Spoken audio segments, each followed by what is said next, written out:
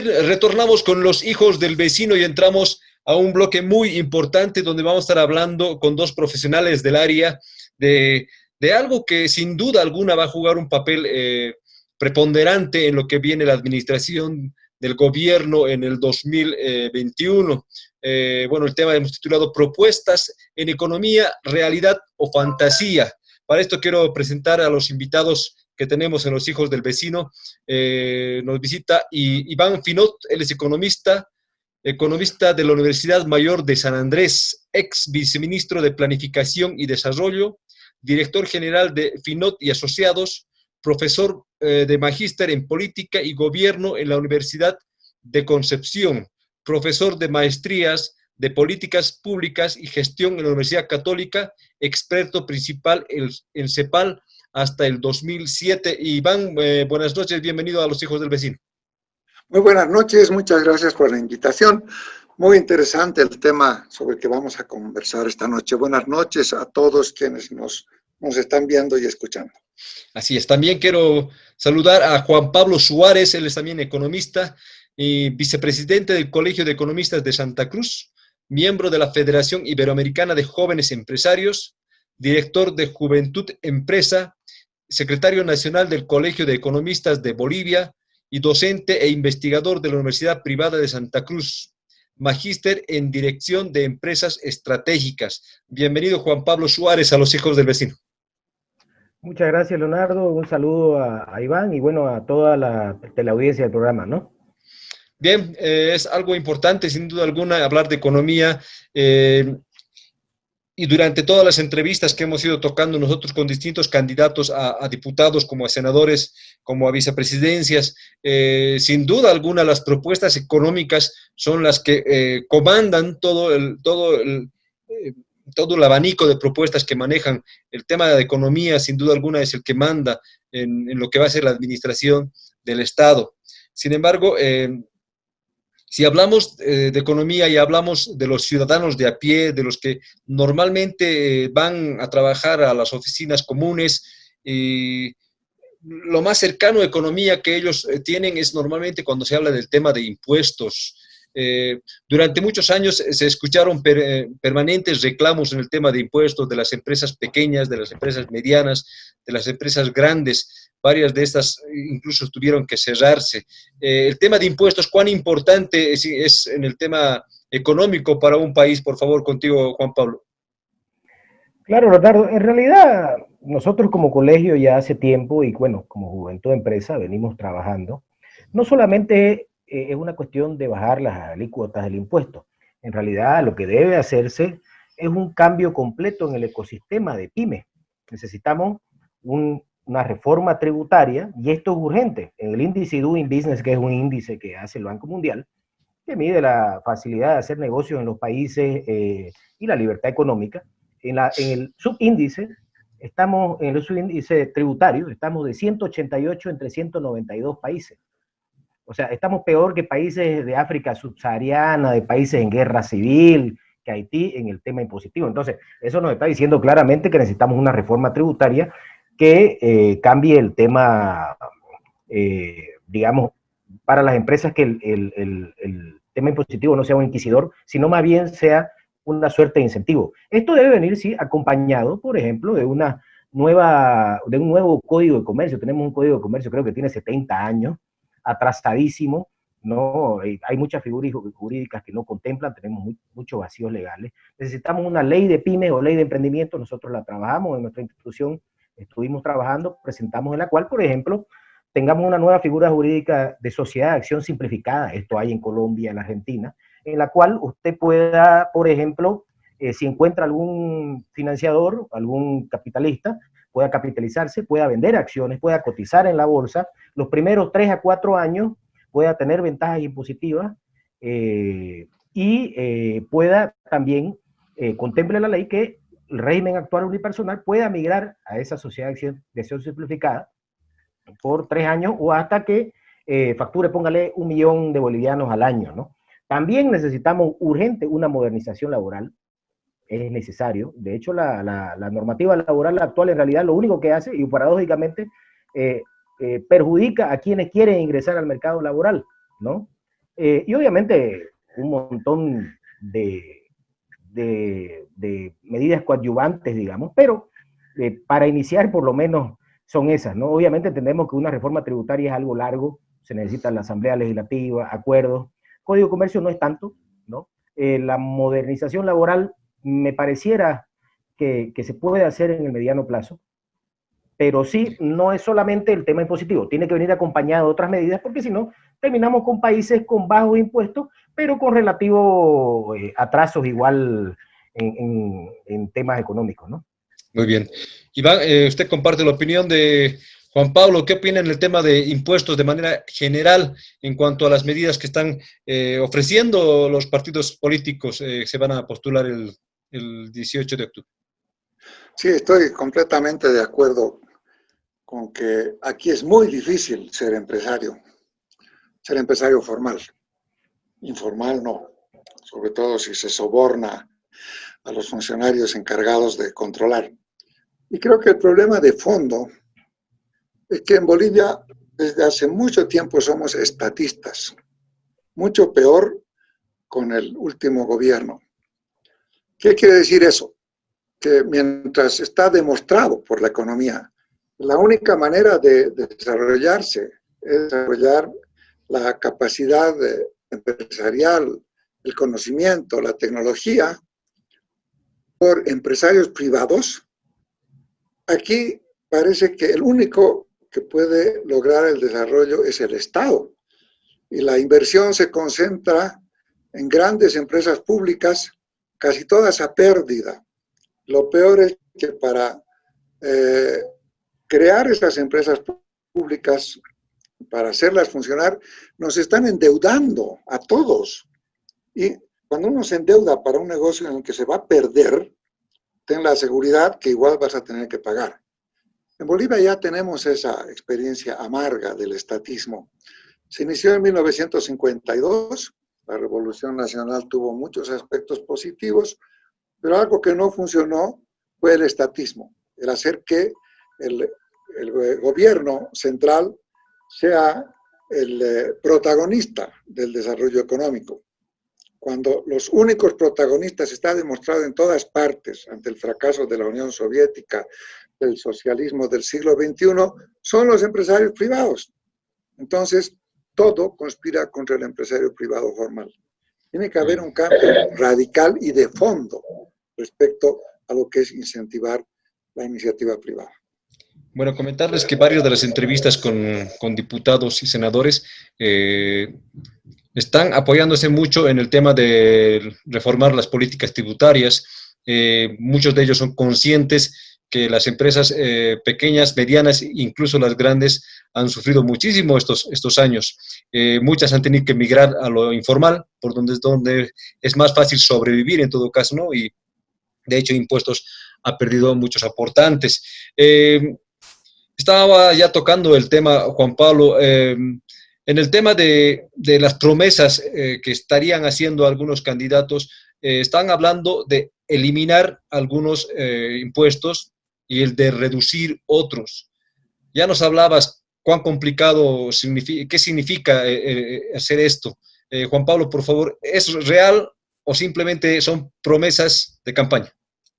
Mire, a ver, lo que pasa es, yo estoy de acuerdo con la baja de impuestos, pero no, el bajar, decir voy a bajar el IVA, uno para empezar se necesitan leyes, eso es una cuestión que necesitas mayoría en la LP, probablemente ningún partido logre tener mayoría, ¿no?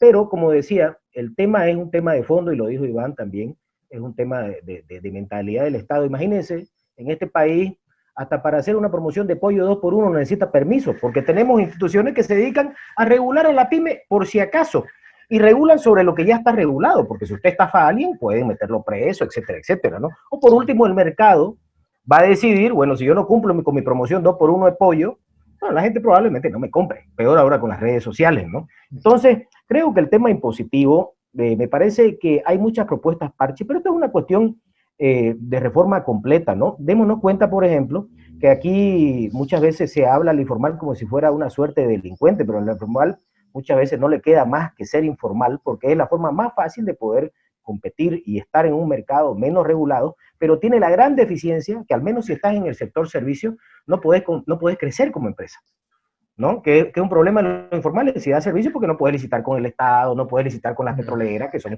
los que te pagan. Entonces tenemos empresas que dan, digamos, un empleo precario, ¿no? Entonces también tenemos que ver ese tema. El índice Doing Business, que me gusta hablar mucho del tema porque lo vivo estudiando y es un índice muy completo. Por ejemplo, en este país, para crear empresas, la verdad, necesitas más o menos el 400% de un salario mínimo para tener una empresa netamente formal. Es decir, que una persona que gana un salario mínimo nunca va a poder formalizarse. Pero primero tiene que darle pues de comer a su familia, ¿no? Imagínense, necesita 2.000 es el salario mínimo, 400%, saque su cuenta, ¿cuánto es? Son más o menos cercano a los 10.000 bolivianos más, digamos, ¿no? Después, para tener una empresa formalizada, estamos con el bonito índice de 280 y pico días, ¿no? Si usted empieza y lo tiene los quintos, ¿no? Yo, por ejemplo, cuando empecé empresa, tardé en formalizarme 3 años, porque encima iba sacando los papeles, llegaba diciembre, se vencían y tenían que empezar todo de nuevo. Un trauma total. Entonces, no es solamente un tema de bajar, póngale el IVA a 10%, sino tiene que venir acompañado de otras... Es un paquete en realidad. Sí, es un paquete, no es solamente... Obviamente, ayuda al tema impositivo, de seguro que sí, de bajar la alícuota de repente, ¿no? Pero no creo que tenga un efecto de fondo. Bueno, puede ser real, pero no es sencillo, tiene que ser un paquete, nos dice Juan Pablo. Iván, ¿cuán real o cuánta fantasía están vendiendo los partidos políticos a la gente que va a sufragar el 18 de octubre? De hecho, ya nos estamos dando cuenta que no es de la noche a la mañana que se van a modificar las políticas impositivas, Iván. Bueno, en primer lugar, para hablar de ratings internacionales, somos el penúltimo país en el mundo en formalidad. Otro récord, el penúltimo. O sea, y antes éramos el último, el país más informal del mundo. ¿Qué significa eso? Significa que las reglas del juego que rigen el comportamiento de la empresa privada, de la iniciativa privada, no corresponden a nuestra realidad. Nada más que eso, no se pueden cumplir, como nos acaba de explicar bien Juan Pablo. Y detrás de esto yo veo una intencionalidad política, sobre todo en el último gobierno, el del movimiento al socialismo. El movimiento al socialismo planteaba y sigue planteando un modelo económico, social, productivo, comunitario. Su mismo nombre lo dice, es un movimiento al socialismo. Ellos quieren superar el capitalismo y alcanzar el socialismo del siglo XXI, de una manera tal que el ente que controle toda la economía sea el Estado. O sea, hay una política deliberada en contra de la empresa privada, en contra de la formalización de la empresa privada. Entonces, ¿qué es lo que se puede hacer ahora? Va a ser realmente muy difícil, porque de hecho ya el déficit fiscal es enorme, justamente por el problema de la pandemia del coronavirus. Vamos a tener que endeudarnos para sobrevivir y nuevamente vamos a tener que hacer frente a una deuda inmensa. Por cierto, los candidatos, hay dos posiciones. La del MAS, que es más de lo mismo. Es increíble. Nos están ofreciendo seguir invirtiendo en empresas públicas con pérdidas y seguir endeudándonos para que algún día tengamos que pagar esa deuda. A Bolivia ya le ha ocurrido eso. Hemos tenido un modelo similar, decía el 52, que ha llegado a su culminación durante el gobierno, la dictadura del general Banzer en los años 70, que es cuando más nos han endeudado para hacer empresas públicas. Bueno, a partir de los 80 ese modelo entró en crisis. Hemos tardado 26 años en recuperarnos y no hemos aprendido.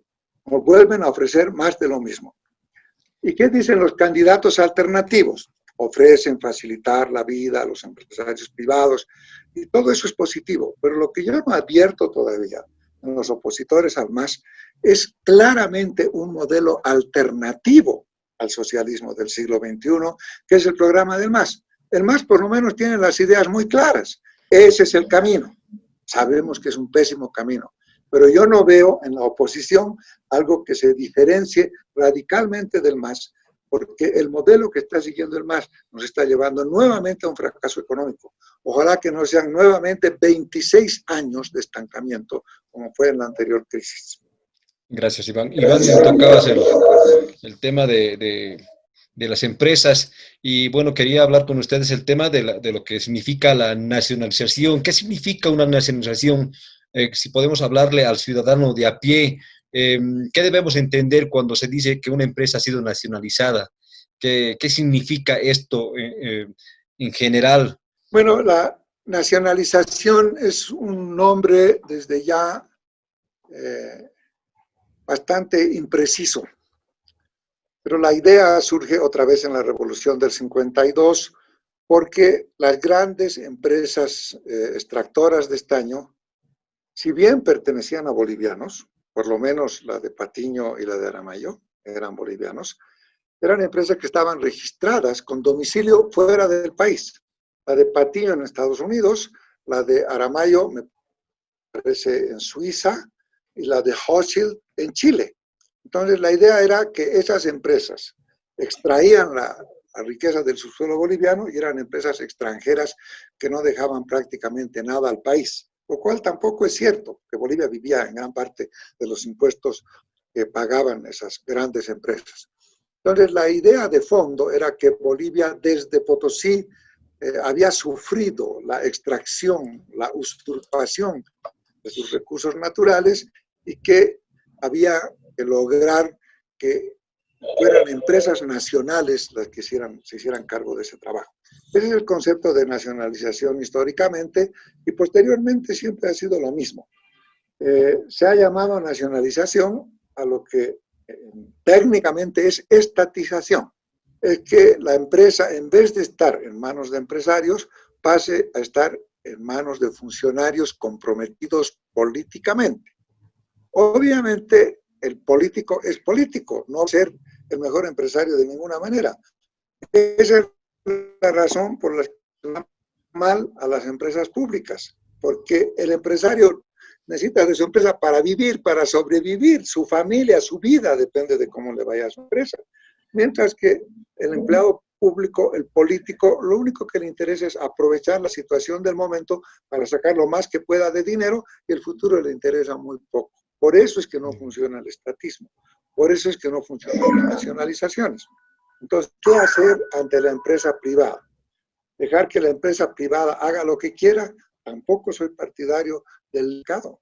Lo que necesitamos es un mercado adecuadamente regulado, que estimule la empresa privada, en vez de frenarla como ocurre ahora, porque eso es lo fundamental, de eso depende todo el futuro de la economía, de que funcione bien la empresa privada, pero para beneficio de todos, no solamente de los empresarios. Y eso es lo que yo no veo como presentado todavía como una alternativa al modelo del socialismo XXI que propone el MAS. Para saber a dónde nos lleva el socialismo del siglo XXI, no habría más que sacar fotos a los mendigos venezolanos que nos están pidiendo plata en las calles con su bandera venezolana. Ese puede ser nuestro futuro. A eso lleva el socialismo del siglo XXI. Y caeríamos por segunda vez en lo mismo, porque una vez ya lo hemos experimentado. Muy bien. Juan Pablo, por favor, de tu punto de vista, el tema de la nacionalización, ¿qué significa una nacionalización en Bolivia? ¿Se ha nacionalizado y ha aportado esto a los bolivianos, al Estado? No, los resultados están claros, ¿no? Tenemos de 30 y algo empresas, 25 son deficitarias, ¿no? Y las otras 5, 6, 7 de repente no lo son porque son cuasi monopolios, ¿no? No hay que ser de repente el mejor economista para darse cuenta que hemos hecho uno de los peores negocios, ¿no? Tenemos un ingenio azucarero donde no hay caña, donde no hay caña de azúcar y encima no se puede sembrar por cuestiones naturales, ¿no? Yo no sé cómo alguien se puede autoproclamar el mejor economista de Latinoamérica y mis estudiantes de proyectos, lo primero que hacen al ver un proyecto es la localización, ¿no? Te estoy dando un ejemplo. Después, una planta de urea de $1.000 millones nos hemos gastado y la hicieron antieconómica mandándola al centro del país cuando tu principal cliente está al otro lado, que son los brasileros, ¿no? No hay mucho donde ver. Y bueno, lo que decía Iván, bueno, se me cortó por el internet, lo que decía Iván en algún momento, hasta lo que le pude escuchar, es correcto. Los partidos no se están animando, De hecho, decir la palabra privatización o vender las empresas o capitalizarlas o hacer una asociación pública-privada es prácticamente un pecado en este país, porque nuestra mentalidad o la mentalidad del boliviano está tan llevada a la izquierda que, que no sé, que la palabra nacionalización es algo hermoso, buenísimo, y encima está mal utilizada, porque como decía Iván, no es esa la palabra, ¿no? Y la palabra privatización es como si fuera algo del diablo, ¿no? Entonces, me parece que por eso los partidos no están siendo claros. De hecho, cuando uno ve las entrevistas, ¿qué hacen los debates? ¿Qué hace la gente del MAS? Le pregunta, ya sea a Creemos, a Comunidad Ciudadana o a Chía, al otro, ¿ustedes van a privatizar? Y todos dicen, no, no, no, no. Pero entonces, ¿qué van a hacer con las empresas estatales? ¿Van a seguir perdiendo plata, que es peor? ¿No? Entonces, yo creo que esa es la razón. Hay, bueno, 14 años de lavado de cerebro, donde prácticamente nos dijeron que el privado es una suerte de delincuente, malvado, perverso, y mucha gente no se da cuenta que ella es privada también. O sea, porque el privado no es el señor de sombrero, gordo, con smoking, es la señora que tiene su venta, ¿no? El señor del restaurante. Pero nos han hecho ver eso, donde prácticamente hablar lo que se debe hacer es un pecado, ¿no? Muy bien, Juan Pablo. Iván, contigo, por favor, volvemos. Y tocamos el punto que está tocando Juan Pablo. Nos han prácticamente satanizado el tema de privatización. Y a la gente que está en sus casas, Iván, si tendríamos que explicarle qué significa una privatización de una empresa, qué tan bueno o qué tan malo puede ser para un país, cómo se le podría explicar esto? Por mucho gusto. Es que también tenemos una historia reciente, que ha sido la capitalización realizada por Goni de las empresas públicas. Era una buena idea aumentar el capital de las empresas públicas que estaban técnicamente quebradas. Pero ¿cuál ha sido el tremendo error? No podían participar empresas nacionales. O sea, deliberadamente, las únicas empresas que han participado en la capitalización han sido empresas extranjeras. Bueno, tampoco se trata de eso, de entregar nuestras empresas a los extranjeros. La clave del desarrollo son los empresarios nacionales, no es la inversión extranjera. Pero hay mucha gente que piensa que la salvación de Bolivia es que inviertan en Bolivia. Falso. Es que en Bolivia no hay ahorro. Falso. Hay mucha plata bajo los colchones. Que parece que esa es un ahorro que no está siendo contabilizado. En otras palabras, tampoco es la privatización por la privatización. Es el empresario privado la clave del desarrollo. Pero ante todo, el empresario nacional. Porque la empresa extranjera lo que quiere es sacar el máximo de utilidades e irse cuando el negocio no le convenga. Mientras que los bolivianos y el empresario boliviano es boliviano, quiere estar en su país, quiere jugarse por su país. Esa es la lección que nos dan los países que se han desarrollado durante el siglo XX, como Corea, como ahora China. Todos los países asiáticos que salieron del subdesarrollo ha sido en base a sus empresarios, no a inversiones extranjeras. Eso es lo que tenemos que lograr en Bolivia. O sea, de una vez tenemos que liberarnos de esos fetiches en que nos han educado inclusive, que ese es otro problema gravísimo en la educación. Es pésima la educación boliviana. Entonces, lo único que hemos aprendido es que nos han robado desde que existimos. O sea, ya en Potosí nos robaron, luego nos robaron los varones del estaño, antes de eso nos robaron los chilenos el salitre. Entonces somos unas víctimas. ¿Qué tenemos que esperar? Que se arrepientan los que nos robaron y nos devuelvan. Obviamente eso es absurdo. Tenemos que ser nosotros los que nos ponemos a cargo. Y se puede. No es algo muy difícil de ninguna manera, pero tenemos que empezar por ser conscientes de este hecho. El desarrollo de Bolivia tiene que ser obra de bolivianos y en base a bolivianos, fundamentalmente en base a la educación y al desarrollo de tecnología aquí en Bolivia.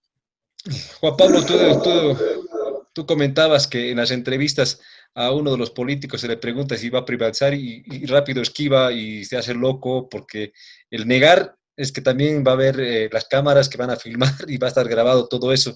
Pero más allá de quedar bien políticamente, si un político o una persona que va a guiar al país es responsable, tiene que tomar el mejor camino.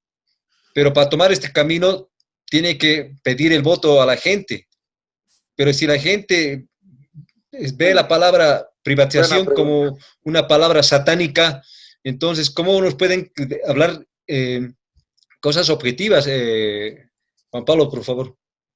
Ese es el problema de la política. No le podría decir la solución, no le podría decir cómo hacemos. Creo que es un tema de mentalidad que va a pasar algunos años, porque bueno, siempre hay una tendencia de latinoamericanos en general, bueno, nuestros amigos del sur, los argentinos, creo que la tienen más marcada, los venezolanos también en su momento, a hacer a este tema de la victimización que nos lleva al famoso socialismo. Pero bueno, yo estuve el año pasado en la China y conseguimos algunas becas a través del Colegio de Economistas y todos los cursos.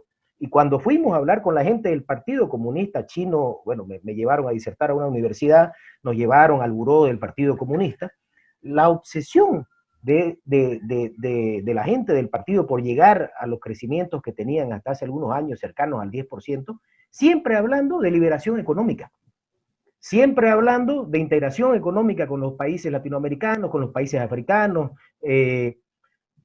Pero va igual que le hable coloquialmente, pero así somos a veces los cruceños. Imagínense que gente del Partido Comunista Chino está hablando de integración económica y de liberalización económica, y nosotros seguimos enclaustrados en ideas ya requete utilizadas, ¿no? Porque el socialismo viene utilizándose desde el principio del siglo y siempre con los mismos resultados, ¿no? Perfecto.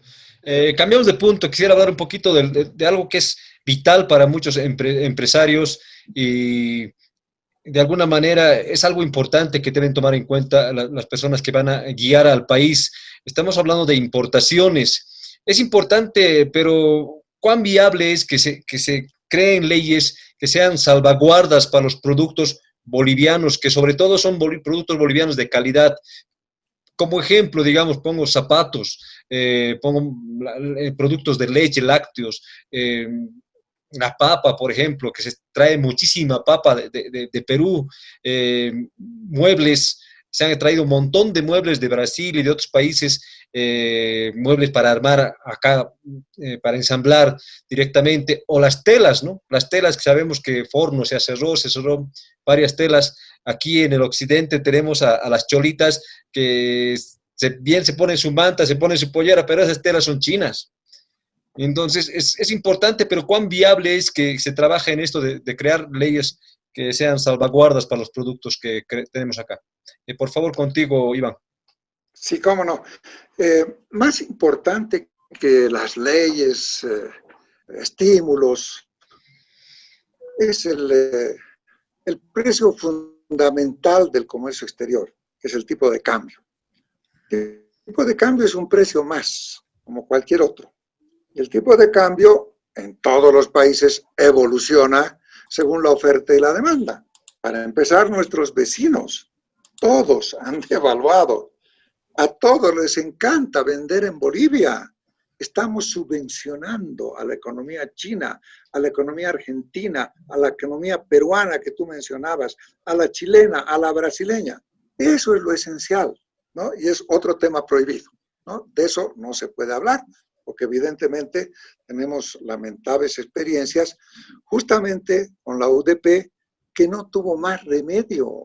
Era el resultado del endeudamiento provocado por los gobiernos anteriores que culminaron con Banzer. Eso va a llegar tarde o temprano a Bolivia. Entonces lo que hay que hacer es hacer una flotación relativa de la moneda internacional. Ese es el mejor estímulo para la industria nacional. En este momento, la industria nacional está en total desventaja frente a la industria extranjera. Pero nuevamente, es otro tema prohibido hablar, del que no se habla.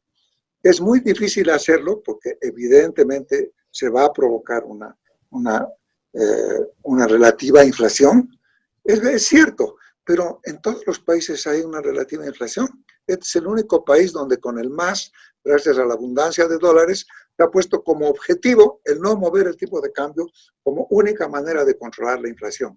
Hay otras maneras de controlar la inflación, no es solamente el tipo de cambio. Ese es el problema fundamental que está en este momento en contra de la producción nacional. Ya no solo de la industria, como bien mencionabas, también de la agricultura. Todas las chirimoyas que se venden aquí en La Paz vienen también del Perú, como muchas otras frutas. Así es imposible competir con las importaciones. Muy bien. Juan Pablo, por favor, contigo, si hablamos del tema de importaciones y que debemos cuidar de alguna manera e incentivar a la producción nacional, ¿qué puedes acotar? Sí, el tema del proteccionismo en realidad ya ha sido ampliamente probado y Así con es. los mismos resultados, falsamente. La sustitución de importaciones famosas que pretende Así es. hacer el más...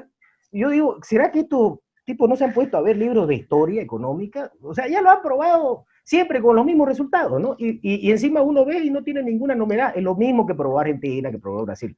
El tema del tipo de cambio, yo concuerdo con Iván, es el tema de fondo. ¿Por qué? Hemos convertido, como siempre, se mete el Estado, controla, y en algún momento ese control es imposible mantenerlo y generamos una camisa de fuerza.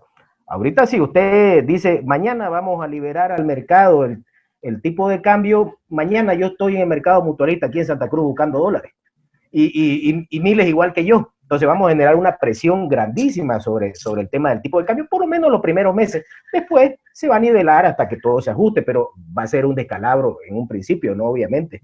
¿Qué es lo que hizo el MAS? Controló, puso un tipo de cambio fijo.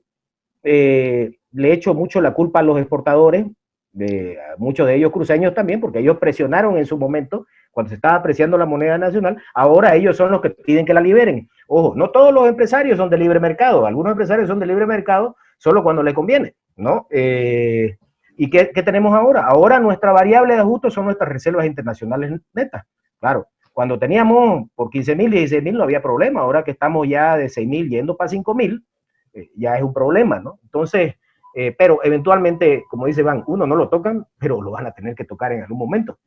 Es Gracias, Juan imposible Pablo. no tocarlo, ¿no? Quiero agradecerles, estamos llegando al final este sector del programa, pero no quiero irme con algo importante. Siempre hemos escuchado que hemos tenido un ministro de Economía maravilloso, eximio, y que ha llevado al país de manera maravillosa hacia arriba en la economía. Quisiera que Iván, por favor, un minuto, Iván, nos hagas un comentario de la gestión en el Ministerio de Economía que se ha llevado en la última década y media más o menos en el país. Un minuto, por Bueno, favor. esa es la propaganda que hace el MAS para su candidato, muy bien escogido, por cierto. ¿Por qué ha habido esa bonanza económica? Simplemente porque ha aumentado la demanda de materias primas por parte de China. Justamente Juan Pablo nos acaba de recordar que el gran éxito de China es darse cuenta que el motor de la economía es la empresa privada. Y un partido comunista se convierte en el gran promotor de la empresa privada en su país. En este momento hasta hay grandes millonarios que están entre los mayores del mundo que son chinos. Entonces, ese es el único mérito. Subieron los precios por aumento de la demanda de materias primas de China y además tuvo la tremenda suerte de que le tocara ese aumento de precios. No sabían qué hacer con la plata. La han malgastado tremendamente. Obviamente que no es mérito del ministro de Economía y Finanzas Públicas. Es la buena suerte que tuvo el MAS. Entonces, es totalmente falso. Pero es cierto que han escogido un buen candidato porque se le atribuyen méritos que no le corresponden a Lucho Arce, que por cierto le tengo aprecio personalmente, pero en absoluto creo que sea el genio de la economía que logró la bonanza económica. Muchas gracias, Iván. Juan Pablo, por favor, si te pido un comentario de lo que fue la gestión del Ministerio de Economía y cómo se llevó la economía en el país en la última década y media. ¿Qué nos puedes decir? Mire, para muestra basta un botón. Le doy un ejemplo. Yo estoy en el rubro de la construcción. Para que a mí me den un contrato de construcción, yo tengo que presentar boleta de garantía de seriedad de propuesta, boleta de garantía de cumplimiento de contrato. Si pido adelanto, boleta de garantía de correcta inversión de anticipo. Cuando termino la obra, tengo que presentar una boleta de garantía de obra, es decir, que no se caiga, digamos, el cuartito. Y con suerte, después de 50 días me paguen, ¿no? ¿Qué hizo? Como le digo, para muestra un botón, el ministro de Economía le dio un adelanto de 25 millones de dólares a una empresa panameña para que le haga, 25 millones de bolivianos a una empresa panameña para que le haga un software, y resulta que después dice, bueno, no nos cumplieron, pena, se perdió la plata. Simplemente con eso quería acabar el comentario, creo que está claro lo que pienso. Muchas gracias, pues fue un placer tenerlos. Hablando con Iván Finot, economista, y Juan Pablo Suárez, economista. Vamos a una pausa y enseguida retornamos con más de Los Hijos del Vecino.